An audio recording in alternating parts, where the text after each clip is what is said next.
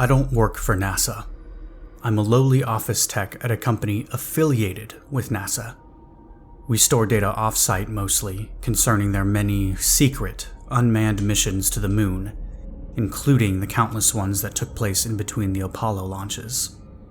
There are regular landings, even today. As you can imagine, we're not on the books. Still, we are a necessary facet of the Space Administration's delicate infrastructure. Now that you're up to speed with where I work, I can tell you about the room. Room 371, to be precise. The Overseer's office. It always had an air of mystery about it. I and other staff members had been inside before, tasked with leaving behind flash drives filled with sensitive information for the Overseer to upload to our database. You see, the sole computer in that room is an offline archive containing almost every one of NASA's dirty little secrets. Stuff that you can't risk getting out in the event of a data breach. If anyone were to hack our online mainframe, they would only find decoy files, outlying pieces of data that have already been in the public's eye. Most of the information I dealt with amounted to mundane statistical analysis. The real, interesting, controversial stuff was sent directly to the Overseer, bypassing the prying eyes of entry-level employment. That brings us to yesterday. It was a normal drop-off assignment. Bring the flash drive to room 371, leave it on the desk, and shut the door on your way out. I had done it countless times before. This time, however, was a little different. After placing the drive on the desk, I noticed a faint glow on the wall behind it. The computer was odd, and this was strange. It was always shut down by the Overseer after a data dump. The only times I had ever seen it turned on were days when he was there, still working. I admit my curiosity got the better of me. With a slight spike in adrenaline, I walked around the desk and sat at the chair, ready to take back at least one mystery to the hive mind on the main floor. The convenience in this moment cannot be understated. I later discovered that the Overseer was sick and had rushed to the bathroom, where he remained for at least 40 minutes. Not only was the computer on, but it was unlocked. Even our personal workstations required a series of passwords that changed daily. Passwords we had to spend the first 10 minutes of any given workday decrypting. This was truly the one and only chance I had to placate my curiosity and dig for the buried treasures of NASA. I knew there just had to be something in the confines of our database that would elicit a gasp or at least a mouth drop. Something I would remember for the rest of my years. In settling in at the desk, my heart pounding at the thought of the Overseer's return, I noticed the computer was calibrated just like the rest of our PCs. Because of this, I knew just what folders to open and what digital stones to turn over on my hunt for secrets.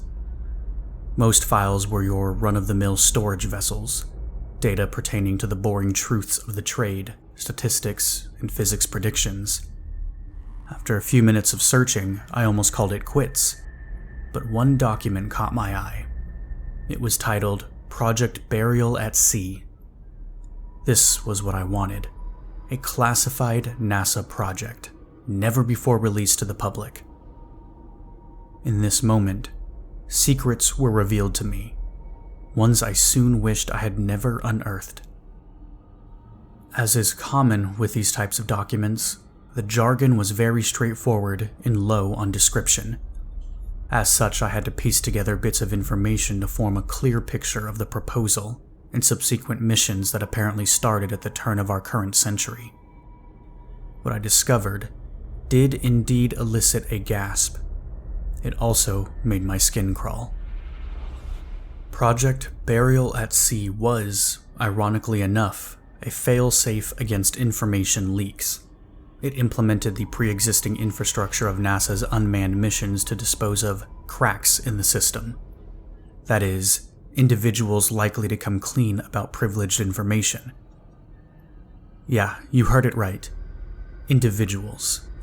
NASA was killing off would-be whistleblowers to protect their assets. The initial proposal called for sending the bodies into deep space, but too many unknown variables presented themselves. If even one probe was knocked back to Earth by an asteroid or unforeseen space event, the entire operation would be done for, especially if it landed in enemy territory. At that point, another country could use it to blackmail our government for aid and financial gain. Burying the bodies on the moon prevented this, and eliminated all potential evidence tying anyone to the crime. The people who vanished made up a very small portion of NASA, so the ratio of missing persons in relation to their workforce was barely disrupted, deflecting any potential suspicion. After a rigorous sterilization procedure, the bodies are stuffed into the hollow spaces of the previously unmanned probes. Once they reach the lunar surface, they are collected by rovers, of which there are many more than you're aware of, and buried in the craters of a specific section of the moon's dark side. In other words, mass graves. The rovers later collect samples to determine the long-term effects of the soil on human decomposition. This was not the purpose of the project, just an added benefit. Needless to say, I was floored. This document was not what I expected. I couldn't believe this sort of thing would happen in our country, and at NASA of all places, an organization I was involved with.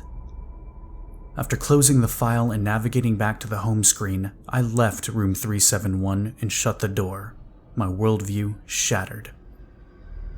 Upon returning to my workstation, my coworker Bill questioned me. "Hey Jack, where were you? Did you hear the overseer retching in the bathroom? Poor guy has that stomach bug that's been going around." I politely nodded but offered no response to the initial query, still shaken. Bill buried his face back in his work.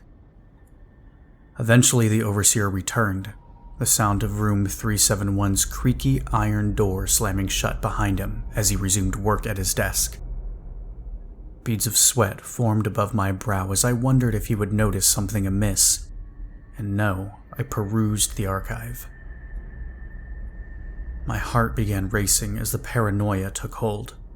I had to tell someone about my discovery. Perhaps I misinterpreted the information. Maybe Bill could put my mind at ease. I mean, he was a nice guy after all. Not the type to break a promise or betray his fellow worker.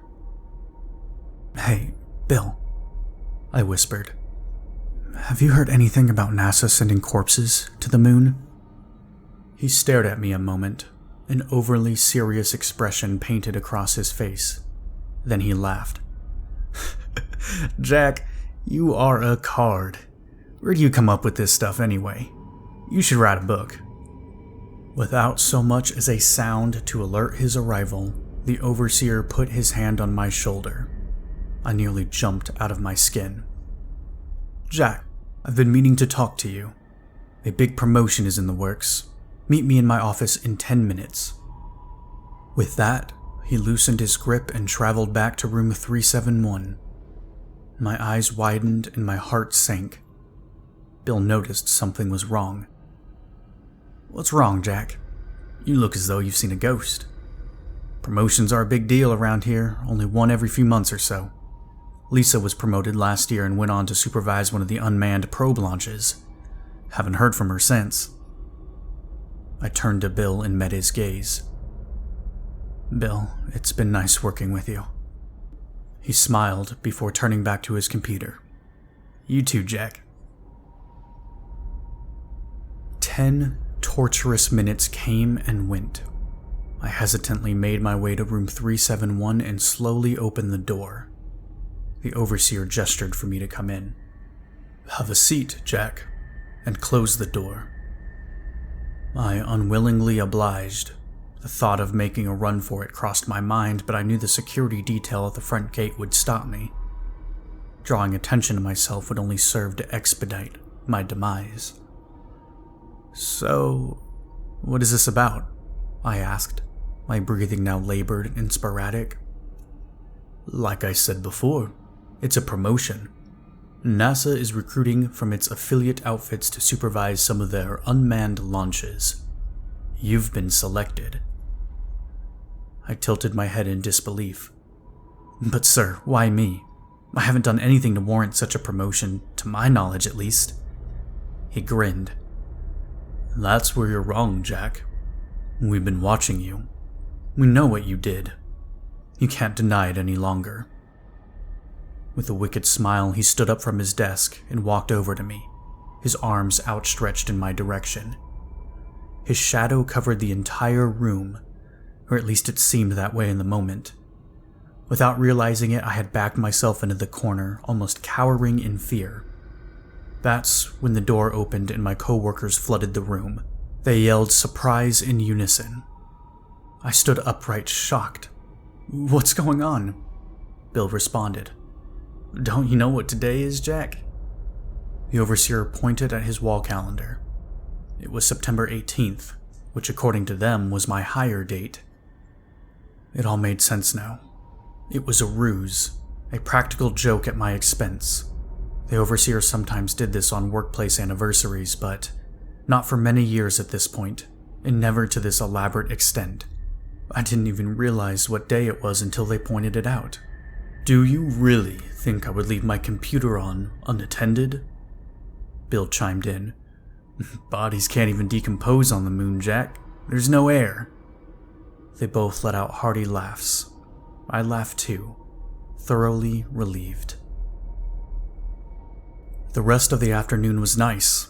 After all was said and done, we returned to work, invigorated by the positive surge of energy and morale. After finishing my leftover tasks, I left with a smile on my face, happy to be Earthside, alive and well. This mood would follow me the whole way home, but it wasn't alone. When I parked in my driveway, someone pulled in behind me. The overseer stepped out of the car and greeted me with a friendly wave. "Jack, can we talk?" House calls were unorthodox in our line of work, but not unheard of. "Of course, Coulter. Please come in." He followed me inside and joined me in the living room. I sat down, but he paced at the fireplace, looking over my family photos in the mantel. "You know, what Bill said was true. Bodies don't decompose on the moon.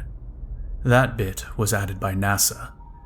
They put falsehoods in all their classified documents. It's another failsafe. A detail they can point to in the event of a leak to make it seem illegitimate." I was utterly confused. "I'm not sure I follow. What are you getting at exactly?" He turned to me, a stern look painted across his face. "It's all real, Jack. The dead bodies, the craters, everything. You should have never sat at my desk." I chuckled. "Come on, Coulter. The joke's over. No need to drag it out." He wasn't laughing. "This is no joke. You were hired in July, not September. I sent out a last-minute memo to everyone in an attempt to avert your suspicion. Here, we can discuss things privately." "Very funny. You're forgetting about my wife and daughter." A smirk touched the side of his cheek. He tossed me an envelope. Inside were photos of my wife picking up our daughter from school. My heart sank. "What the hell is this, Coulter? Are you following my family around?" "We've intercepted them. Let's just say they'll be late getting home tonight." The gravity of the situation was beginning to sink in. If everything I saw was indeed real, then I was now a target. I would soon become the next NASA casualty buried at sea. If I didn't escape and get help, Charlotte and Leslie would never be saved. My eyes darted for the door. Coulter noticed. "I wouldn't run if I were you. I didn't come alone."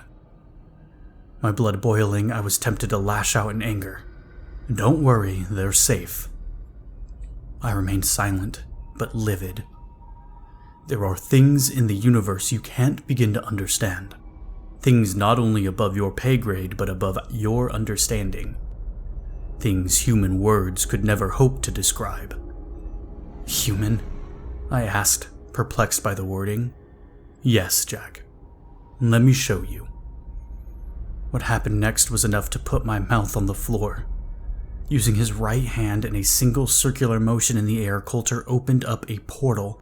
A fucking portal. One that seemed to connect my living room to the moon.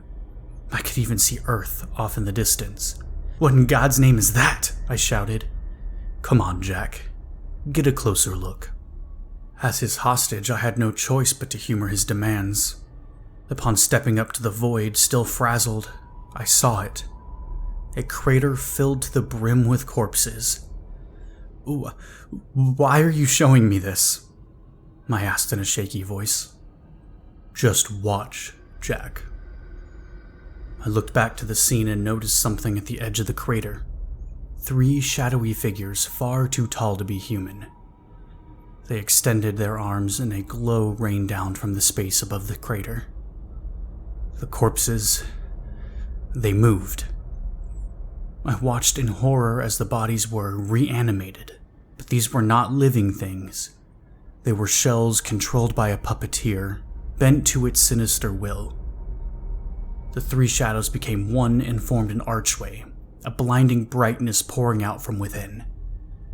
One by one, the corpses walked into the light until finally the crater was emptied. Then the light dissipated, and the shadows spun in unison, taking off at great speed into the abyss of deep space. With another wave of his arm, Coulter closed the portal. I was speechless. "You see, Jack, Project Burial at Sea is more than a safety measure. It's a necessary sacrifice to them." "So, all those bodies?" I asked. No. Only some were would-be whistleblowers. The rest, John and Jane Does, left at morgues across the country with no relatives to claim them. "Where did they take them?" I asked. "To the place where they live. There, they are forced to build, stuck in the space between life and death for an eternity, slaves of an alien race. It's a truly terrible fate. We would all be there right now if not for the deal we struck back in 1947. These creatures don't bode well in our atmosphere. We placate their every need to keep them from developing a technology capable of mitigating the effect our air has on their bodies and spacecraft." I couldn't believe it. Everything I knew up to that point was a lie. Coulter walked to the door. "I like you, Jack. That's why I'm telling you all of this. I want to keep you on. You're a good man and a good worker. If you don't want to end up like the poor souls on that hunk of space rock, you'll keep your mouth shut." I heard a car pulling outside. "Looks like your wife and daughter are home. We just took them out for ice cream." Before closing the door on his way out, the overseer turned back with a smile. "See you on Monday, Jack."